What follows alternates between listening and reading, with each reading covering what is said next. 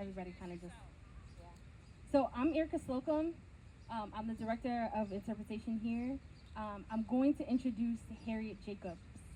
Harriet Jacobs was a 19th century writer, education advocate, an activist, relief worker, and entrepreneur.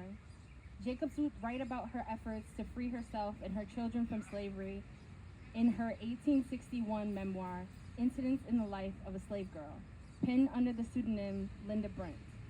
Born enslaved in Edenton, North Carolina in 1813, Jacobs spent her young adulthood struggling to escape sexual violence at the hands of her enslaver. She undertook a unique escape plan in 1835 when she fled to the nearby attic of her grandmother, a free black woman by the name of Molly Horniblow. To avoid recapture, Jacobs would spend 7 years hiding in a space that was 9 feet long by 7 feet wide and 3 feet tall. After her liberation, Jacobs became a relief worker for black refugees during the Civil War, writing numerous journalistic accounts of the struggles they undertook to be free. Together with her daughter Louisa Jacobs, she would also found multiple black schools throughout the American South. I'd like to welcome Harriet Jacobs.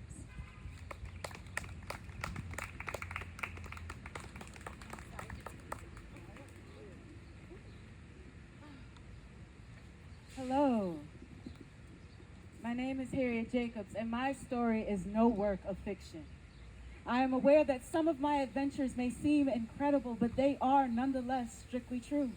I have not exaggerated the wrongs inflicted by slavery. On the contrary, my descriptions fall far short of the facts. I was born in 1813 in Edenton, North Carolina, and reared in slavery, and I remained in a slave state 27 years.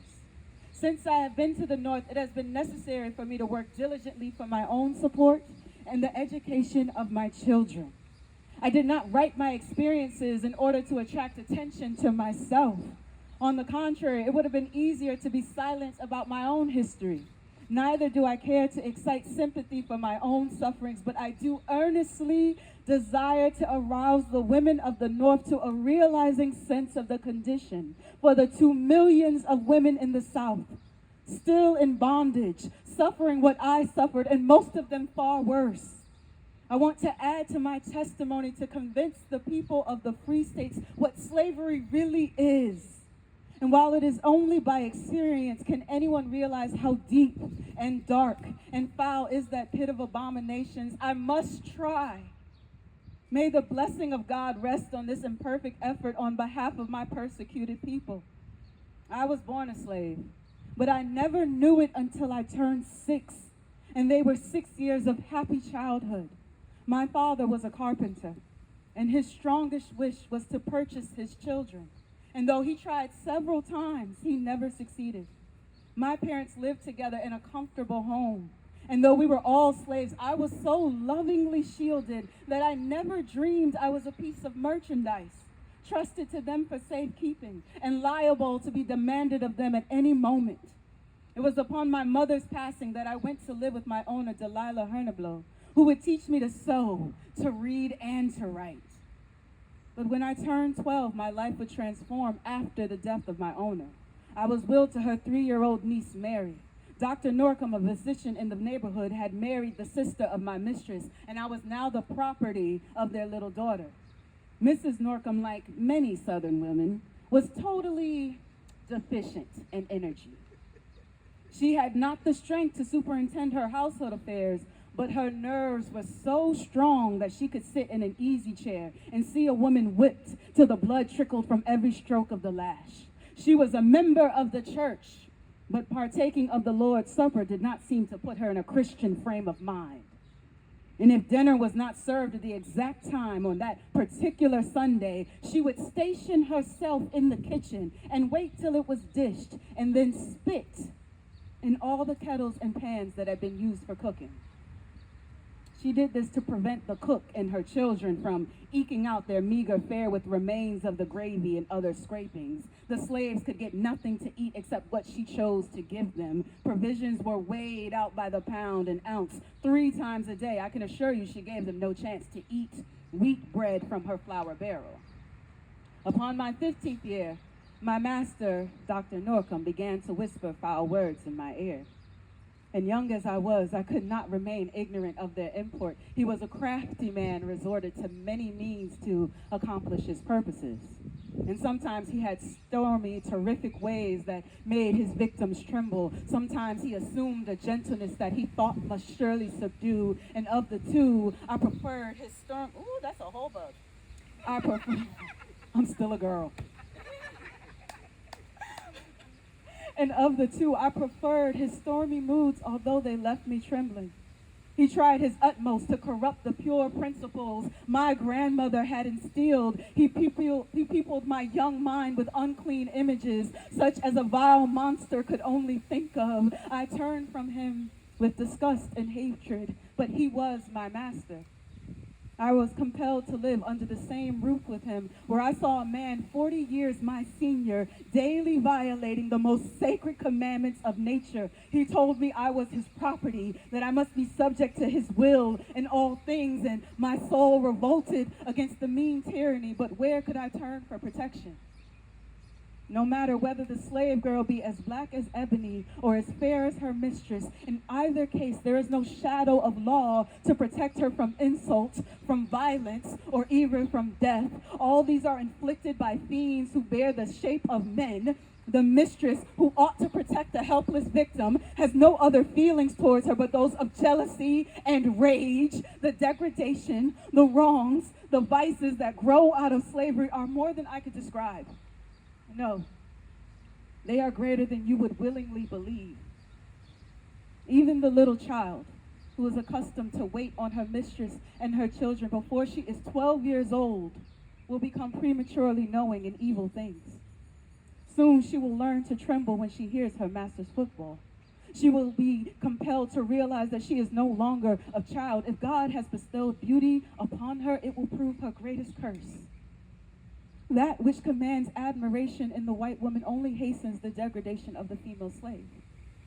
I know that some are too brutalized by slavery to feel the humiliation of their position, but many slaves feel it most acutely and shrink from the memory of it. I cannot tell how much I suffered in the presence of these wrongs, nor how I am still pained by the retrospect. My master met me at every turn, reminding me that I belong to him and swearing by heaven and earth that he would compel me to submit to him.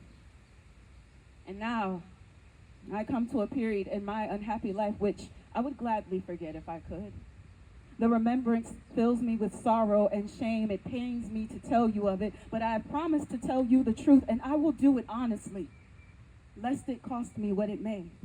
The influences of slavery had the same effect on me that they had on other young girls. They made me prematurely knowing concerning the evils of the world. I know what I did, and I did it with deliberate calculation. And you happy women, whose purity has been sheltered from childhood, who have been free to choose the objects of your affection, whose homes are protected by law, do not judge the poor slave girl too severely.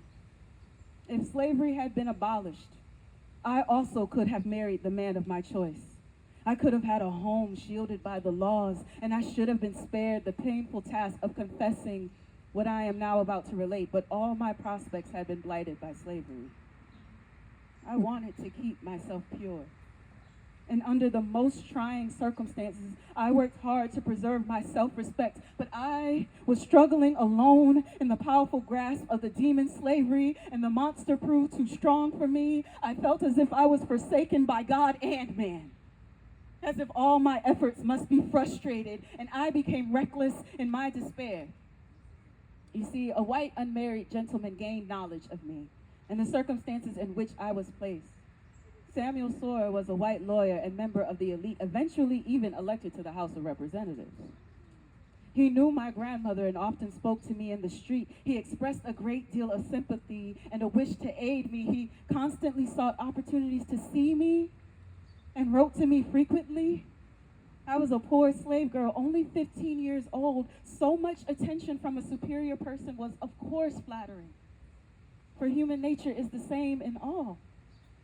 I also felt grateful for his sympathy and encouraged by his kind words. It seemed to me a great thing to have such a friend. And by degrees, a more tender feeling crept into my heart. He was an educated and eloquent gentleman, too eloquent, alas, for the poor slave girl who trusted in him.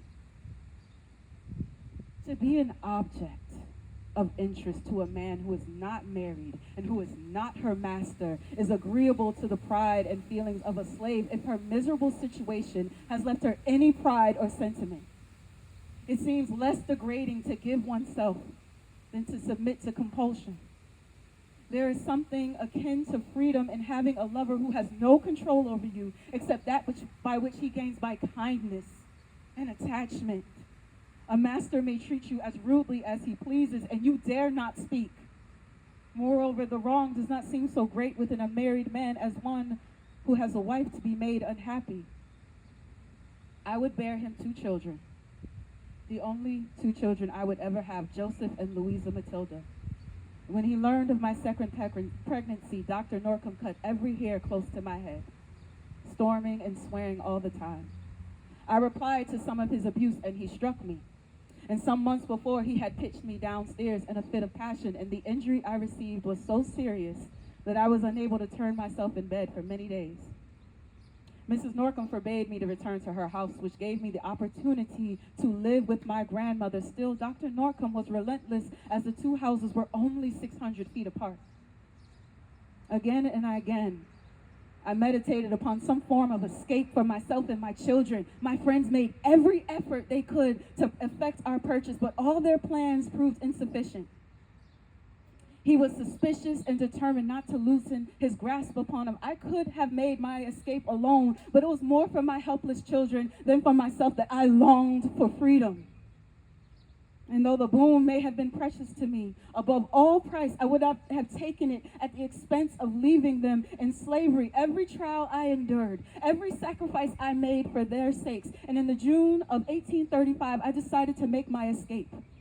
A white woman and slave owner herself hid me for a time in her house, and afterwards I hid in a swamp. Finally, I found refuge in a tiny crawl space under the roof of my grandmother's home. It was a pent roof covered with nothing but shingles, never occupied by anything but rats and mice. The garret was only 9 feet long and 7 wide. The highest part was 3 feet high and sloped down abruptly to the loose board floor. There was no admission for either light or air. The air was stifling, the darkness total. A bed had been spread on the floor. I could not sleep comfortably on one side, but the slope was so sudden that I could not turn on the other without hitting the roof. The rats and mice ran over my bed, but I was weary, and I slept such sleep as the wretched may when a tempest has passed over them. Morning came. I knew it by only the noises I heard, for in my small den at night, they were all the same. I suffered for air even more than light, but I was not comfortless. I heard the voices of my children. There was joy and there was sadness in the sound, but there was no hole, no crack through which I could peep. This continued darkness was oppressive. It seemed horrible to sit or lie in a cramped position day after day without one gleam of light, yet I would have chosen this rather than my lot as a slave. And with a gimlet I found lying about, I bored 3 holes of rolls, one above the other. And then I bored out the interstices between. There were holes were 1 inch long and 1 inch in width, providing me breaths of air at a time and some sight. Dr. Norcom would react to my prolonged escape by jailing and selling my children and my brother John. His aim was to sell them in different states so that they forever would be separated from me. However, the traitor was secretly in league with the children's father, to whom he sold all 3. It was my hope that their father would free our children, and while he promised to do so, failed to keep that promise immediately. And instead, he allowed them to live with their great-grandmother, and from my little space, I was able to hear and watch my children. How I longed to tell them I was there. The summer brought torment by hundreds of little red insects, fine as a needle's point, that pierced through my skin and produced an intolerable burning. The great-grandmother gave me herb teas and cooling medicines, and finally I got rid of them. The heat of my den was intense, for nothing but thin shingles protected me from the scorching summer sun, but I had my constellations. Through my peeping hole, I could watch the children, and when they were near enough, I could hear their talk. Autumn came, and with the present abatement of heat, my eyes had become accustomed to the dim light, and by holding my book or work in a certain position near the hole, I contrived to read and sew. That was great relief to the tedious monotony of my life. But when winter came, the cold penetrated through the thin shingle roof, and I was dreadfully chilled. The winters there are not so long or so severe as in the northern latitudes, but the houses are not built to shelter from cold, and my little den was peculiarly comfortless. The kind grandmother brought me bedclothes and warm drinks, but often I was obliged to lie in bed all day to keep comfortable. But with all my precautions, my shoulders and feet were frostbitten. Oh, those long, gloomy days with no object for my eye to rest upon and no thoughts to occupy my mind except the past and the uncertain future. I was thankful when there came a day sufficiently mild for me to wrap myself up and sit at the loophole to watch the passers-by. I hardly expect that you will credit me when I affirm that I lived in that little dismal hole, almost deprived of light and air, with no space to move my limbs for nearly 7 years. But it is a fact, and to me a sad one even now, for my body still suffers from the effect of that long imprisonment, to say nothing of my soul. Members of my family now, living in New York and Boston, can testify to the truth of what I say. Season after season, year after year, I peeped at my children's faces and heard their sweet voices with the softy heart yearning all the while to say, "Your mother is here." And sometimes it appeared to me as if ages had rolled away since I entered that gloomy, monotonous existence. At times I was stupefied and listless. At other times I became very impatient to know when these dark years would end, and should I be again allowed to feel the sunshine and breathe the pure air. And in 1842, I would have the chance to escape by boat to Philadelphia. I would go on to New York, where I would work as a nanny, though many times my times in the North would be threatened by Dr. Norcom's attempts to recapture me. These attempts would drive me from New York to Boston. I was impatient to go work and earn money so that I might change the uncertain position of my children. Their father had not yet kept his promise to emancipate them, and in order to protect my children, it was necessary that I should own myself. I called myself free and sometimes felt so, but I knew I was insecure. Moving to Boston gave me the chance to take my daughter, Louisa Matilda, from the house of Sawyer's cousin in Brooklyn, where she had been treated not much better than a slave. The Heavenly Father was most merciful to me in leading me to Mrs. Bruce, a kind and gentle lady who proved a true and sympathizing friend. And after a decade of friendship and reoccurring work, I learned the Norcoms were once again looking for me, and I fled the city. A letter came from Mrs. Bruce informing me that my new master was still searching for me and that she intended to put an end to this persecution by buying my freedom. I felt grateful for the kindness that prompted this author, but the idea was not so pleasant to me as it might have been expected. You see, the more my mind became enlightened, the more difficult it was for me to consider myself an article of property. And to pay money to those who had so grievously oppressed me seemed like taking my sufferings from the glory of triumph. I wrote to Mrs. Bruce thanking her, but saying that being sold from one owner to another seemed too much like slavery, that such a great obligation could not be easily canceled, and that I preferred to go to my brother in California. But by next mail, I received this brief letter from Mrs. Bruce. I am rejoiced to tell you that the money for your freedom has been paid. Come home tomorrow. My brain reeled as I read these lines. A gentleman near me said, "It's true, I have seen the bill of sale." The bill of sale. Those words struck me like a blow. So I was sold at last. A human being sold in the free city of New York. The bill of sale is on record, and future generations will learn from it that women's were articles of traffic in New York, late in the 19th century of the Christian religion, and may hereafter prove a useful document to antiquaries who are seeking to measure the progress of civilization in the United States. I well know the value of that bit of paper, but as much as I love freedom, I do not like to look upon it. I am deeply grateful for the generous friend who procured it, but I despise the miscreant who demanded payment for what was never rightfully belonged to him or his. Now, I had objected to having my freedom bought, yet I must confess that when it was done, I felt as if a heavy load has been lifted from my weary shoulders. I remembered how my poor father had tried to buy me when I was a small child, and how he had been disappointed. I hoped his spirit was rejoicing over me now. I remember how my good grandmother had laid up her earnings to purchase me in later years, and how often her plans had been frustrated. How that faithful, loving old heart would leap for joy if she could look on me and my children that we were now free.